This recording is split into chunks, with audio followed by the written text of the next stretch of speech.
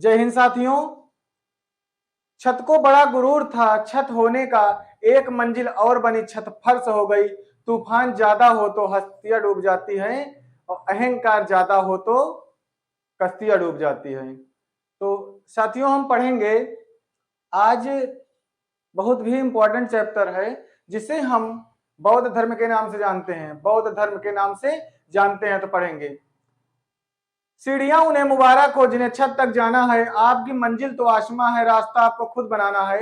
जय हिंद साथियों, मैं रंजीत कुशवाहा प्रचंड एकेडमी के यूट्यूब चैनल पर आप सभी का स्वागत है।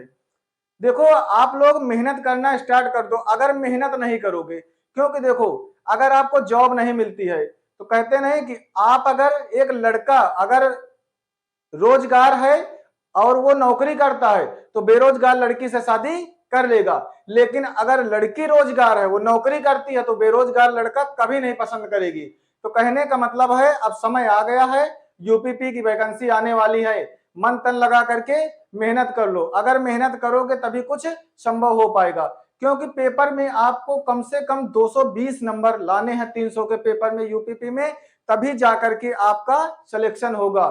पहले रिटन होगा, जब उसमें पास हो जाओगे तब फिजिकल होगा, डॉक्यूमेंट्स वेरिफिकेशन होगा, तब जाकर के आपका मेडिकल होगा, तब फाइनल सिलेक्शन होगा। तो नंबर जब अच्छे रहेंगे, मार्किंग अच्छी रहेगी, तभी जाकर के सिलेक्शन होगा। अभी आप लोग को पढ़ने की उम्र है, पढ़ लिख लो। लाल पीला नीला हरा के चक्कर में रहोगे तो लाइफ भी बर्बाद होगी, क्योंकि देखो, अगर आप कमाओगे नहीं तो आपका कोई साथी नहीं है कि आपका साथ दे। क्योंकि आप अगर नहीं पढ़ोगे, माता पिता आपको पढ़ा रहे हैं तो उस लाइफ का एंजॉय मत करिए। ठीक, एंजॉय करने के लिए उम्र पड़ी है, अभी पढ़ने की उम्र है, तो हम अच्छे से साथियों पढ़ेंगे और जानेंगे, सारी चीजें पढ़ेंगे। मैथ भी पढ़ना है, रीजनिंग भी पढ़ना है, जीएस भी पढ़ना है, हिंदी भी पढ़ना है, क्योंकि चारों सब्जेक्ट यूपीपी में आएंगे। 150 क्वेश्चन आएंगे और 300 नंबर का पेपर होगा। तो साथियों, हम मेहनत करना स्टार्ट कर दें। देखो, किसी के चक्कर में रह करके अपनी लाइफ मत बर्बाद करो। ठीक, अगर आज लाइफ बर्बाद कर दोगे, बताए नहीं, 20 से 25 की उम्र में तुम्हारे सपने तुम्हें सोने ना दें तो समझो तुम जिंदा हो। इस उम्र में तुम चैन की नींद सो रहे हो तो पता नहीं क्यों जिंदा हो। मैं कहता हूं 6 महीने के लिए गायब हो जाओ, 6 महीने के लिए बंद कर लो अपने आप को कमरे में, दुनिया वालों को लगे मर गया, किसी को कोई अता पता ना चले। 6 महीने खुद पर इतनी मेहनत करो, खुद पर इतनी मेहनत करो, खुद को इतना समय दो कि दुनिया भर के लोग आपका समय लेने के लिए अपना समय लगाएं। तो साथियों, अब ये उम्र पढ़ने के लिए है, ना कि घूमने के लिए। ठीक, क्योंकि मैंने बताया नहीं, जब रेल का जो इंजन होता हमेशा मजबूत बनाया जाता, क्योंकि बोगी को खींच करके ले जाता। अगर आप बेरोजगार रहोगे तो आपकी फीलिंग्स कोई नहीं समझेगा। आप अगर रोजगार, देखो, लड़का नौकरी वाला हो, लड़का कमाता हो और लड़की सुंदर हो, प्यार 2 मिनट में हो जाएगा। तो कहने का मतलब ये है कि आप जब कामयाब होगे तभी आपको कोई ध्यान देने वाला है, नहीं तो बेरोजगार रहोगे तो कोई ध्यान देने वाला नहीं है। 90% लड़कियां जो होती हैं वो बेरोजगार लड़कों को नहीं पसंद करती। कहने का अर्थ ये है कि लड़का अगर रोजगार है, नौकरी वाला है, तो बेशक वो बेरोजगार लड़की से शादी कर लेगा, ज्यादातर करते ही हैं। लेकिन अगर लड़की जॉब करती होगी तो 90% चांस है वो बेरोजगार लड़के को रिजेक्ट कर देगी। तो साथियों, अपने लिए नहीं तो अपने माता पिता के लिए, अपने परिवार के लिए पढ़िए, क्योंकि अगर आज आप एंजॉय कर रहे हो तो कल आपको मजदूरी मेहनत करना पड़ेगा। तो साथियों, आज हम बौद्ध धर्म के बारे में जानेंगे। तो इधर देखते हैं साथियों, बौद्ध धर्म के बारे में। बौद्ध धर्म के बारे में पढ़ेंगे। बौद्ध धर्म के संस्थापक गौतम बुद्ध, जिन्हें हम एशिया का ज्योतिपुंज कहा जाता, light of Asia. Gautam Buddha यानी बौद्ध धर्म के संस्थापक माने जाते हैं। कौन? जो कि गौतम बुद्ध हैं, ये जिन्हें हम लाइट ऑफ एशिया के नाम से जानते हैं। साथियों, बौद्ध धर्म के संस्थापक गौतम बुद्ध, जिन्हें हम ज्योतिपुंज कहते हैं, लाइट ऑफ एशिया कहा जाता है। गौतम बुद्ध का जन्म 563 ईसा पूर्व में, गौतम बुद्ध का जन्म 563 ईसा पूर्व में कपिलवस्तु लुम्बिनी में हुआ। कहां पे हुआ? कपिलवस्तु लुम्बिनी में। कब हुआ? 563 ईसा पूर्व कपिलवस्तु लुम्बिनी में गौतम बुद्ध का जन्म हुआ। गौतम बुद्ध के पिता का नाम शुद्धोदन था। गौतम बुद्ध के पिता का नाम शुद्धोदन था। गौतम बुद्ध की जो माता थी, इनका नाम था माया देवी या महामाया देवी। महामाया देवी इनकी माता का नाम था, पिता का नाम शुद्धोदन था। 563 ईसा पूर्व कपिल वस्तु लुम्बिनी में गौतम बुद्ध जी का जन्म होता है। तो इनके जन्म के 7वें दिन इनकी माता की मृत्यु हो जाती है। गौतम बुद्ध के जन्म के 7वें दिन इनकी माता की मृत्यु हो जाती है। जो इनका लालन पालन की वो सौतेली माँ थी प्रजापति गौतमी ने की। लालन पालन जो किया सौतेली माँ थी प्रजापति गौतमी ने की। इनके जो बचपन का नाम था सिद्धार्थ। गौतम बुद्ध के बचपन का क्या नाम था? सिद्धार्थ। अब आगे देखते हैं साथियों कि 16 वर्ष की अवस्था में इनकी शादी हो गई थी यशोधरा के साथ। किसके साथ शादी हुई? 16 वर्ष की अवस्था में जो सिद्धार्थ है इनकी शादी यशोधरा के साथ हो गई। क्योंकि एक ऋषि ने इनके पिता से क्या कहा था शुद्धोधन से कि तुम्हारा लड़का बहुत बड़ा सन्यासी होगा। तो इनके पिताजी को बड़ा दुख हुआ क्योंकि चाहते थे कि हम राजा हैं तो हमारा लड़का भी राजा रहे। तो इन्होंने क्या किया कि सारी सुविधाएं महल में दी कि ताकि हमारा बच्चे का ध्यान इधर उधर ना भटके। तो साथियों 16 वर्ष की अवस्था में यशोधरा के साथ सिद्धार्थ की शादी हो जाती है और विवाह जो हुआ इनके पुत्र का नाम राहुल था। एक पुत्र की प्राप्ति हुई जिसका नाम राहुल था। साथियों एक दिन इनके मन में विचार आया कि लाओ हम दुनिया की सैर करें। तो अपने सारथी के साथ गए। किसके साथ? जो रथ चला रहा था सारथी। तो एक बूढ़ा व्यक्ति मिला। सबसे पहले क्या मिला? एक बूढ़ा व्यक्ति रास्ते में मिला। तो इन्होंने आज तक बूढ़े व्यक्ति को नहीं देखा था। तो अपने सारथी से पूछते हैं कैसे बूढ़ा हुआ? तो कहें क्या हम भी बूढ़े होंगे? तो कहें जी आप भी बूढ़े होंगे महाराज। तो इनको लगा कि हर व्यक्ति बूढ़ा हो सकता है। दूसरा और आगे गए तो कहें कि एक व्यक्ति लेटा हुआ था। तो कहें ये क्या है? कहें ये बीमार व्यक्ति है। क्या कहें हम भी बीमार हो सकते हैं? कहें जी आप भी बीमार हो सकती हैं। तो अगला जो पहले एक बूढ़ा व्यक्ति देखें, एक बीमार व्यक्ति देखें और आगे पहुंचे तो एक शव देखें। शव देखें तो कहें ये व्यक्ति क्या है? कहें ये व्यक्ति मर चुका है। तो कहें क्या हम भी मरेंगे? कहें जी आप भी मरेंगे। उसके बाद और आगे देखे तो एक सन्यासी जी बैठे थे पेड़ के पास। तो देखे कि सन्यासी व्यक्ति है। तो चार दृश्य देख करके सांसारिक समस्याओं से व्यथित होकर के परेशान होकर के इन्होंने क्या किया? सन्यास जीवन को स्वीकारा। किस जीवन को? सन्यास। पूछा जाएगा क्वेश्चन कि कौन से चार दृश्य थे? एक बूढ़ा व्यक्ति, एक बीमार व्यक्ति, एक शव, एक सन्यासी को देख करके सांसारिक समस्याओं से परेशान होकर के इन्होंने सन्यास ग्रहण किया। अब आगे और देखते हैं सर। तो 29 वर्ष की अवस्था में, कितने वर्ष की अवस्था में? 29 वर्ष की उम्र में इन्होंने गृह त्याग किया। क्या? घर का त्याग कर दिया, जिसे बौद्ध धर्म में महाभिनिष्क्रमण कहा गया। बौद्ध धर्म में क्या कहा गया? महाभिनिष्क्रमण कहा गया। बौद्ध धर्म में क्या कहा गया साथियों? महाभिनिष्क्रमण कहा गया। अब उसके बाद देखो ज्ञान की खोज में इधर उधर भटकते रहे। ज्ञान की खोज में इधर उधर साथियों भटकते रहे। तो इनके जो प्रथम गुरु के रूप में मिले अलार कलाम पहले गुरु मिले।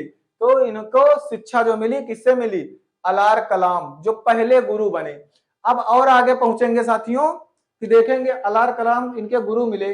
अब फिर पहले क्या किए? अपने 4-5 साथियों के साथ सारनाथ में तपस्या किए। कहाँ किए? सारनाथ में तपस्या किए साथियों। लेकिन वहां पर क्या? कुछ नहीं मिला, कुछ नहीं मिला। फिर उन्होंने क्या किया कि और आगे बढ़े, गया गए। गया बिहार में पड़ता है। जब गया गए तो वहां पर 35 वर्ष की उम्र में, 35 वर्ष की अवस्था में साथियों, 35 वर्ष की उम्र में वैशाख पूर्णिमा की रात थी। कौन सी रात थी? वैशाख पूर्णिमा की रात थी। निरंजना नदी जिसे हम फाल्गु नदी के नाम से जानते हैं। किस नदी के तट पर? निरंजना नदी, जिसे हम फाल्गु नदी के नाम पर जानते हैं। पीपल वृक्ष के नीचे, यानी पीपल के वृक्ष को हम क्या कहते हैं? बोधि वृक्ष के नीचे इनको ज्ञान की प्राप्ति हुई। किस वृक्ष के नीचे? तो बोधि वृक्ष कहते हैं पीपल के वृक्ष के नीचे। किस नदी के तट पर? निरंजना नदी या फाल्गु नदी। कौन सी रात थी? वैशाख पूर्णिमा की रात को। ठीक। अब ये जो अपना नीचे ज्ञान यानी बोधि वृक्ष के नीचे ज्ञान की प्राप्ति हुई साथियों, वह स्थान बौद्ध गया कहलाया। इनके ज्ञान के बाद जो गया स्थान था वह स्थान क्या कहलाया? बौद्ध गया कहलाया। वह स्थान क्या कहलाया? बौद्ध गया। और सिद्धार्थ बुद्ध के नाम से जाने लगे। ज्ञान प्राप्ति के बाद सिद्धार्थ किस नाम से जाने जाते? पेपर में पूछा जाता है कि सिद्धार्थ ज्ञान की प्राप्ति के बाद किस नाम से जाने गए? तो बुद्ध के नाम से जाने गए। और जो इन्होंने प्रथम उपदेश दिया वो सारनाथ में दिया। पहले तपस्या कहाँ करने गए थे? सारनाथ। वहां सारनाथ में कुछ नहीं मिला। पहला उपदेश कहाँ दिए? सारनाथ में। और किस भाषा में दिए? तो पाली भाषा में दिए। जिसे हम बौद्ध धर्म में धर्म चक्र प्रवर्तन के नाम से जानते हैं। बौद्ध धर्म जो धर्म चक्र प्रवर्तन के नाम से जानते हैं, जो कि उपदेश को किस नाम से जानते हैं, धर्म चक्र प्रवर्तन के नाम से जानते हैं। प्रथम उपदेश कहाँ दिए, सारनाथ में, और सर्वाधिक उपदेश इन्होंने श्रावस्ती में दिए। सर्वाधिक उपदेश कहाँ दिए, श्रावस्ती में, और किस भाषा में दिए, पाली भाषा में। अब देखो इनके जो त्रिरत्न रहे, त्रिरत्न के नाम से किसे, बुद्ध संघ धम्म, बुद्धम शरणम गच्छामि, जैसे बुद्ध संघ और धम्म त्रिपिटक थे।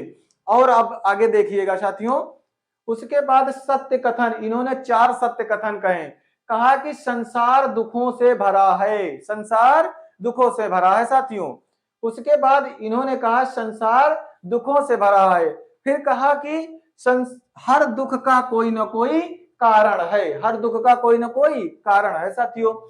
फिर तीसरा जो इन्होंने कहा कि सभी दुख का कारण, सबसे बड़ा कारण क्या है, इच्छा। सभी कारण का सबसे बड़ा दुख का कारण क्या है, इच्छा।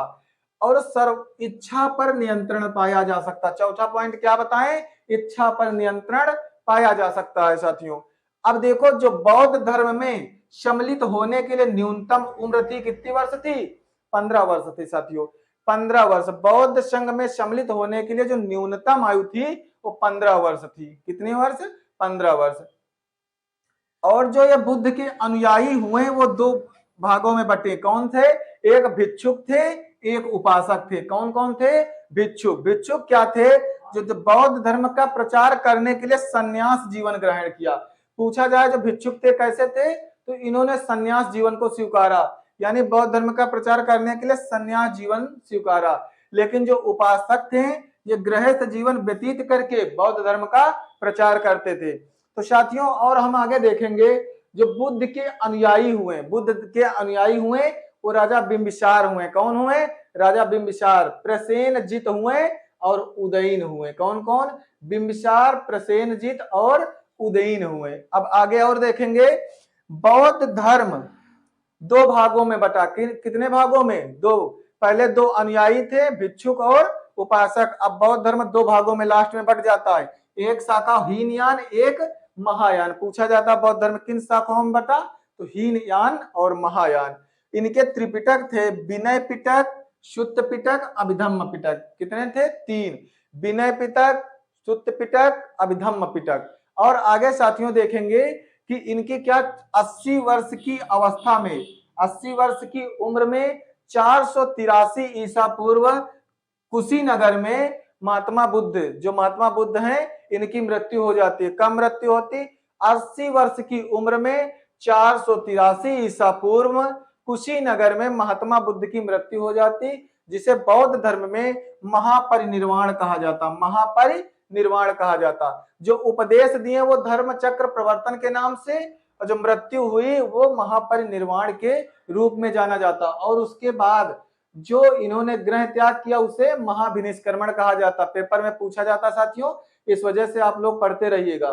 अब जो भी पॉइंट नोट करने वाले हैं वो भी आप लोग नोट करते जाइए, साथ साथ देखते जाइए कौन कौन से पॉइंट।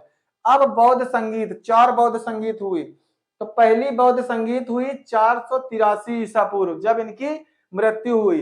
तो पहली बौद्ध संगीत हुई 483 ईसा पूर्व। स्थान कहाँ, राजगीर में हुई। और राजा कौन थे, अजातशत्रु, अजातशत्रु राजा थे। और जो इनके पुरोहित थे, पुरोहित कौन थे, 483 ईसा पूर्व में राजगीर में हुई। और अजातशत्रु क्या थे, इनके पूर्व राजा थे। कौन थे, राजा। और जो पुरोहित थे वो महाकश्यप थे। तो 483 ईसा पूर्व राजगीर में हुई, राजा अजातशत्रु थे और महाकश्यप क्या थे साथियों, पुरोहित थे। अगला है दूसरी बौद्ध संगीत हुई 383 ईसा पूर्व, 383 ईसा पूर्व। ये कहां पर हुई, वैशाली में हुई। और राजा कौन थे, कालाशोक, राजा कौन थे, कालाशोक। इनके जो पुरोहित हुए वो सभाकामी हुए। कौन हुए, सभाकामी। अब तीसरी बौद्ध संगीत 250 ईसा पूर्व हुई। कब हुई, 250 ईसा पूर्व, पाटलिपुत्र में हुई। पाटलिपुत्र में तृतीय बौद्ध संगीत हुई तो 250 ईसा पूर्व। पाटलिपुत्र में राजा कौन थे, अशोक सम्राट थे। कौन थे, अशोक सम्राट।